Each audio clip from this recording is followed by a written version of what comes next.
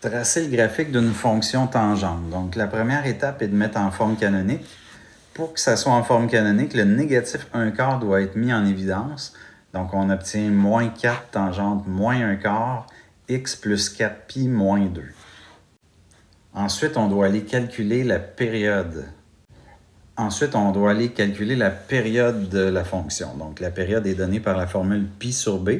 On fait pi divisé par négatif 1/4 en valeur absolue qui donne une période de 4pi. Sur un graphique, on positionne notre HK qui est donc à moins 4pi moins 2.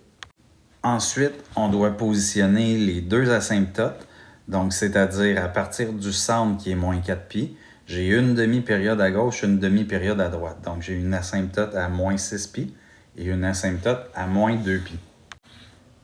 Ensuite, pour tracer le graphique, on regarde les signes des paramètres A et B.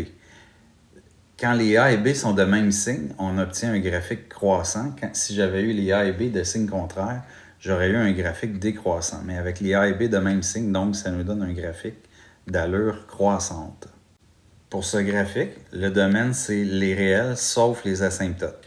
Donc pour nommer les asymptotes, on met les réels, barre oblique, qui signifie sauf en mathématiques. Entre accolades, on met 3 petits points, moins 6pi, moins 2pi. On en nomme deux asymptotes consécutives, puis 3 petits points à la fin pour dire que ça se poursuit aussi vers la droite à l'infini. Donc ça, c'est notre domaine. L'image, c'est les nombres réels.